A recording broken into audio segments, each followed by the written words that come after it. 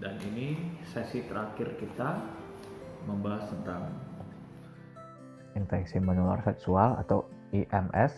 Itu merupakan penyakit infeksi yang menyebar dari satu orang ke orang lain melalui hubungan seks.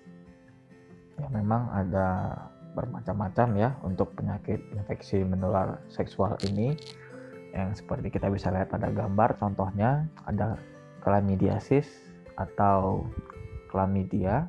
Gejalanya ya sebenarnya untuk gejala infeksi menular ini mirip-mirip sih gejalanya ya, tapi untuk chlamydia ini nanti ada cairan vagina encer berwarna putih kekuningan, kemudian bisa muncul rasa nyeri di panggul, atau bisa ada perdarahan setelah berhubungan seksual.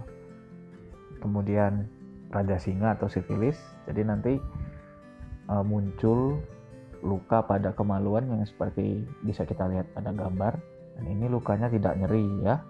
Kemudian kencing nanah atau gonore, jadi nanti alat kelamin mengeluarkan cairan kental bisa berwarna putih kekuningan dan bisa muncul nyeri di rongga panggul. Kemudian ada herpes genital, jadi penyakit herpes awal-awalnya itu muncul bintil-bintil berair, jadi dia berkelompok gitu yang seperti ada di gambar, rasanya nyeri, kemudian ketika pecah meninggalkan luka mengering, lalu nantinya bisa hilang sendiri, tapi nantinya bisa kambuh lagi, muncul seperti gejala awal kalau misalkan ada pencetus, contohnya kayak stres, haid, alkohol, atau berhubungan seks berlebihan. Kemudian ada cengger ayam, nanti bisa bergerombol atau munculnya satu-satu ya, semacam kutil nanti tumbuhnya di sekitar kemaluan. Ini biasanya karena virus ya. Jadi pada dasarnya penyakit-penyakit infeksi menular seksual ini ditularkan akibat hubungan seks yang tidak aman. Nah, untuk HIV/AIDS mungkin saya akan sampaikan dasar-dasarnya saja. Jadi penyakit HIV/AIDS itu menular melalui darah, air susu, cairan vagina, dan air mani. Nah, ketika tubuh mulai terinfeksi virus HIV, kemudian nanti dicek misalkan HIV positif, biasanya pada awal-awal itu memang tidak merasakan gejala apapun. Tapi 10 tahun kemudian kurang lebih nanti akan berubah menjadi AIDS. Jadi AIDS itu sendiri merupakan singkatan dari Acquired Immune Deficiency Syndrome. Jadi di mana nanti sistem kekebalan tubuh itu menjadi turun sehingga tubuh mudah terinfeksi oleh penyakit lain. Nah, seperti yang sudah saya jelaskan tadi, penularan yang melalui darah, air susu, cairan vagina, dan air mani. Sebenarnya kebanyakan orang itu terinfeksi saat berhubungan seksual, kemudian menggunakan jarum suntik yang bergantian, terutama yang setelah orang yang terinfeksi ya. Kemudian terlahir dari ibu yang terinfeksi atau minum air susu ibu yang terinfeksi. Nah, untuk AIDS sendiri itu nanti gejalanya macam-macam, tidak spesifik, tapi nanti ada pengelompokannya sendiri, dan itu banyak sekali yang mungkin tidak akan saya bahas secara detail di sini.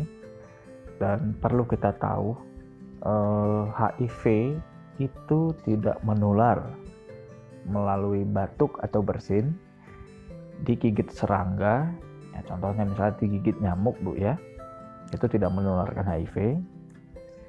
Kemudian rabaan atau berpelukan itu tidak menularkan HIV. Berciuman juga enggak, tapi tergantung sih, kalau misalkan di rongga mulut ada luka kemudian berdarah, ya sebenarnya bisa sih menularkan, jadi ya hati-hati. Kemudian berenang di kolam renang itu juga tidak menularkan HIV. Menggunakan toilet umum, berjabat tangan, bekerja atau satu sekolah dengan orang yang terkena HIV, kemudian menggunakan telepon umum, minum atau makan bareng, kemudian menggunakan gelas atau cangkir piring dan alat makan bersama itu tidak menularkan HIV, gitu ya. Nah, topik kita yang terakhir yaitu akta kelahiran.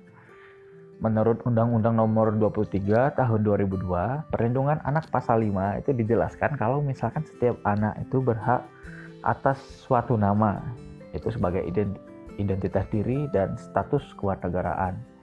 Dan di pasal 27 juga mengatakan kalau identitas diri anak itu juga harus diberikan sejak kelahiran dan dituangkan dalam akta kelahiran. Misalkan tidak tercatatnya secara resmi kelahiran seorang anak, nanti dapat menyebabkan kesulitan dan kerugian bagi kehidupan anak. Nah, nanti juga akta kelahiran ini juga bisa menjadi syarat untuk masuk sekolah dari TK sampai kuliah, kemudian melamar pekerjaan, kemudian pembuatan KTP, KK, NIK, kemudian pelayanan kesehatan, pembuatan SIM, pembuatan paspor, pengurusan hak waris, dan penggunaan hak pilih. Jadi banyak sekali ya gunanya akta kelahiran ini. Ya, memang merupakan komponen dasar untuk mengurus hal-hal yang sudah saya sebutkan tadi. Jadi begitu anak lahir, nantinya segeralah daftarkan anak ke kantor catatan sipil atau ke kantor desa untuk mendapatkan akte kelahiran. Kurang lebih seperti itu materi kita hari ini. Semoga pembelajaran hari ini bermanfaat untuk kita semua. Jaga kesehatan, lindungi keluarga. Mohon maaf bila ada kesalahan kata-kata. Saya akhiri. Assalamualaikum warahmatullahi wabarakatuh.